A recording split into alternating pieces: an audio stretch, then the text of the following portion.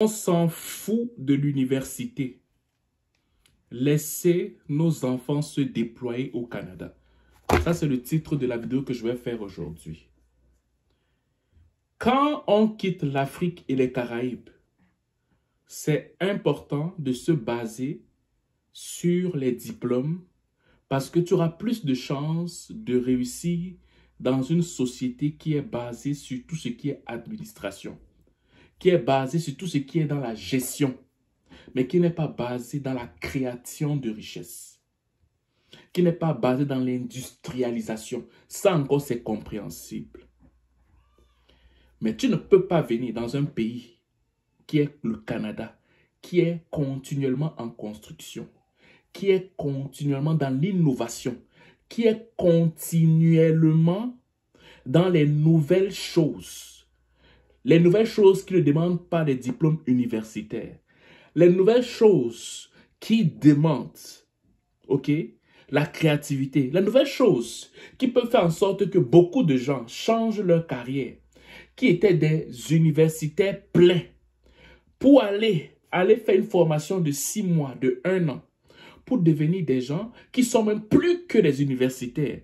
Parce que la personne a mûri son idée au travers d'une formation professionnelle.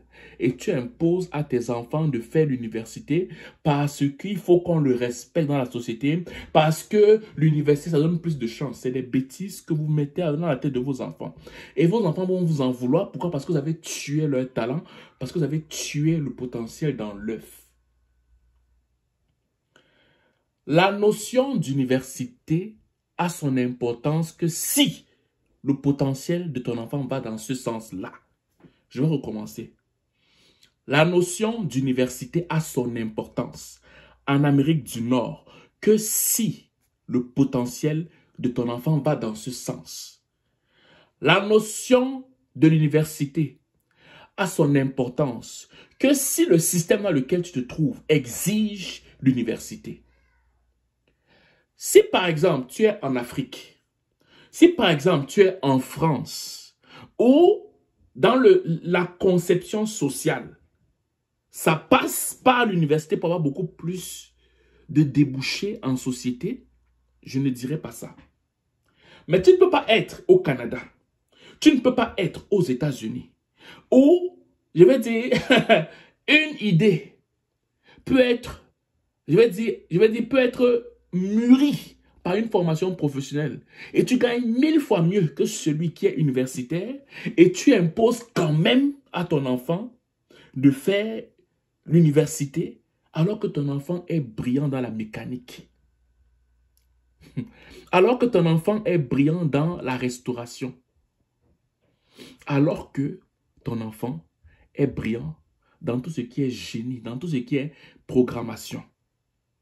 Dans la programmation des formations professionnelles qui ne demandent pas l'université.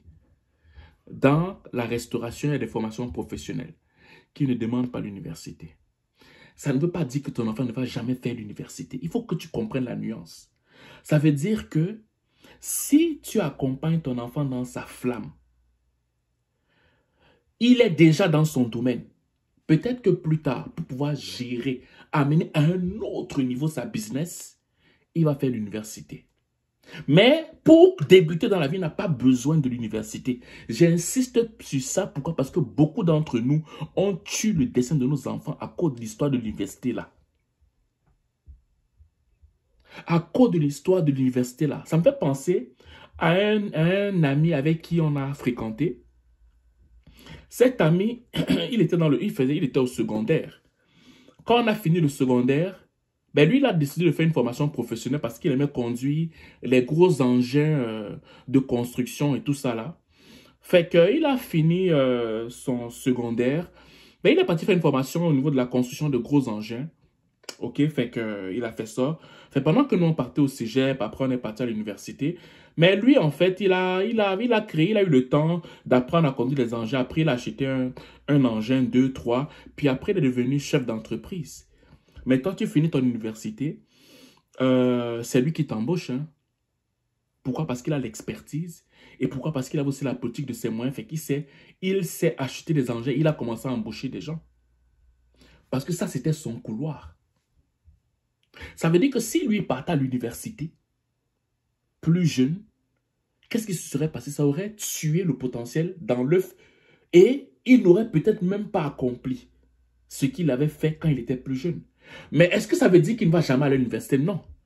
En d'autres termes, il pourrait soit embaucher des gens qui vont faire le travail universitaire pour lui dans son entreprise, soit il va aller à l'université pour en savoir plus par rapport à son domaine. Mais nous, la question qu'on va lui poser, c'est de savoir, est-ce que tu as fait l'université? C'est la première chose qui va nous intéresser, malgré le fait qu'il a prouvé en société, malgré le fait qu'il a explosé dans son domaine.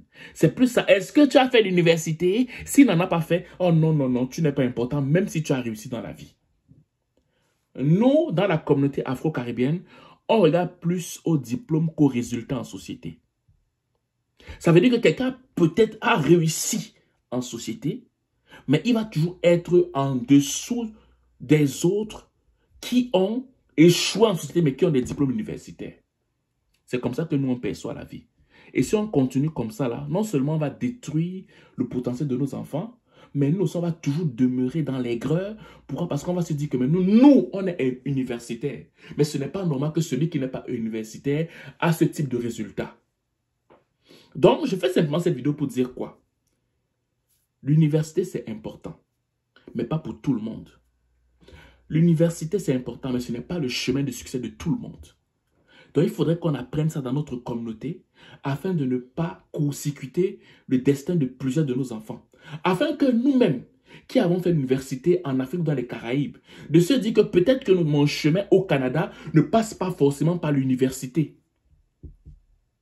Peut-être que mon chemin au Canada passe par un DEP. Peut-être que mon chemin au Canada passe par un AEC. Peut-être que mon chemin au Canada passe par, par une formation professionnelle quelconque, n'ayant rien à voir avec l'université. Je connais beaucoup de femmes qui ont 15 ans, par exemple, en tant que préposées aux bénéficiaires, mais dans la façon dont elles gèrent leur argent, dans la façon dont elles gèrent leur placement, elles sont 1000 fois mieux, socialement parlant, que les infirmières. Je vais prendre un exemple comme ça, pour que tu puisses comprendre. Je connais des gens qui sont préposés aux bénéficiaires, mais dans la façon dont ils ont placé leur argent ici, au Canada, dans la façon dont elles se sont projetées dans la vie, elles sont 1000 fois mieux que les infirmières qui n'étaient que basées sur le fait que moi, je suis mieux que les préposés. Je te prends un exemple comme ça. Je connais des gens, ok, qui n'ont jamais fait dans la comptabilité, mais qui ont une petite et moyenne entreprise fructueuse, qui engagent des comptables universitaires pour gérer leur entreprise. Plein! Nous, on a toujours tendance à dire que non, mais les Québécois n'aiment pas l'école. Ils ne partent jamais à l'école. Ils ne font rien. Nous, on vient, on les aide, patati, patata. Mais il y a beaucoup de Québécois, certes, qui ne vont pas à l'université, certes, qui ont leur secondaire 5, mais sur le plan social, sur le plan monétaire, sur le plan économique, ils sont 1000 fois mieux que les immigrants. Ça, tu ne peux pas nier.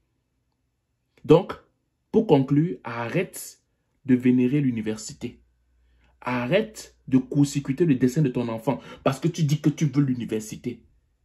Si ça donne que ton enfant, ça ne prend pas l'université pour qu'il puisse commencer la vie, mets ton enfant dans une formation professionnelle.